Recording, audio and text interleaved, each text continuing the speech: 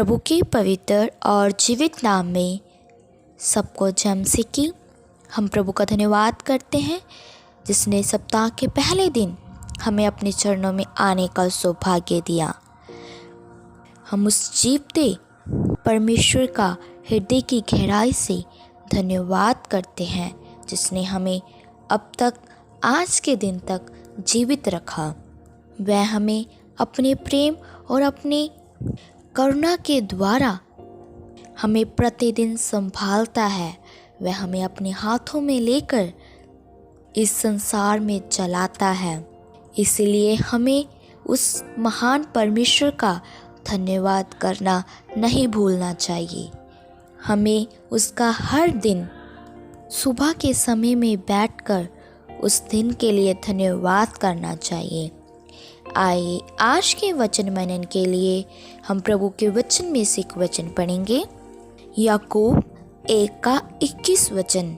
इस वचन में इस प्रकार लिखा है, इसलिए सारी मलिनता और बैर भाव की बढ़ती को दूर करके उस वचन को नम्रता से ग्रहण कर लो जो हृदय में बोया गया है और जो तुम्हारे प्राणों का उद्धार कर सकता है।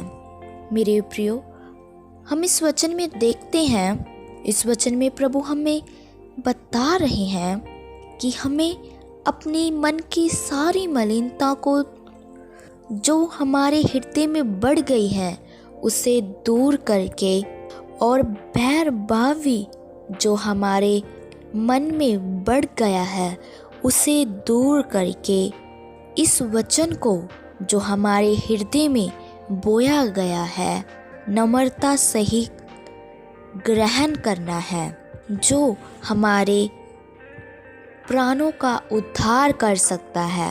मेरे प्रियो,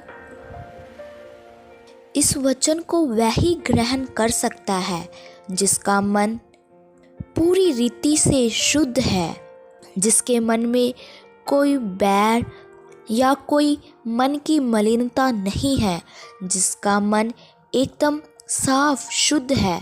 वही इस वचन को जो पवित्र वचन है ग्रहण कर सकता है, क्योंकि जब एक व्यक्ति नरम मन के साथ इस वचन को ग्रहण करता है तो उसका मन साफ होने के कारण उसका इस वचन के द्वारा उद्धार हो जाता है। लेकिन जो कोई अपने मन में बैर रखकर मलिनता रखकर इस वचन को ग्रहण करता है वह उसके लिए व्यर्थ है, क्योंकि उसका उद्धार जब तक उसका मन साफ नहीं होगा, जब तक उसका मन बिल्कुल पूरी रीति से शुद्ध नहीं होगा तो उद्धार नहीं हो सकता। एक विश्वासी के अंदर बैर भाव की भावना होना या उसके मन में मलिनता होना भी पाप है। चाहे वह चोरी नहीं करता, कोई नशा नहीं करता, लेकिन फिर भी अपने मन में गंदगी रहकर चलता है तो उसके लिए इस वचन के अनुसार चलना व्यर्थ है, क्योंकि वह अपने मन में अशुद्धता रखकर, मलिनता रखकर, वैर भाव की भावना रखकर वचन के अनुसार चल ही नहीं सकता। वह व्यक्ति सिर्फ दुनिया की नज़रों में ही विश्वासी कहलाता है, लेकिन प्रभु जो महान परमेश्वर है उसके सामने वह विश्वासी नहीं कहलाता। इसीलिए हमने दुनिया को दिखाने के लिए विश्वासी नहीं बनना। हमने अपने मन को साफ रखकर मन में वैर भाव की भावना को दूर कर कर प्रभु जो हमें गुप्त में देखता है उसके सामने एक सच्चे विश्वासी बनना है, ताकि हमारा प्रभु हमारे मन के अनुसार हमें आशीष दे सके। सो प्रभु इन वचनों के द्वारा आप सबको आशीष दे। आइए अपनी आंखों को बंद करें, सिरों को झुकाएं, हम प्रार्थना करते हैं। महान सर्वशक्तिमान पिता प्रभु, हम आपका धन्यवाद करते हैं। आपने प्रभु सप्ताह के पहले दिन सुबह के समय में हमें अपने चरणों में आने का सौभाग्य दिया। प्रभु आपने प्रभु हमें अब तक जीवित रखा, हम आपका धन्यवाद करते हैं। प्रभु आप हमें अपने प्रेम के कारण अपने हाथों में लेकर आपने अब तक संभाला, हम आपका धन्यवाद करते हैं। प्रभु आज के शुभ संदेश के लिए आपने एक सुंदर वचन हमें खोल कर दिया कि हम मन की मलिनता को रखकर, वैर भाव की भावना को रखकर एक विश्वासी नहीं बन सकते।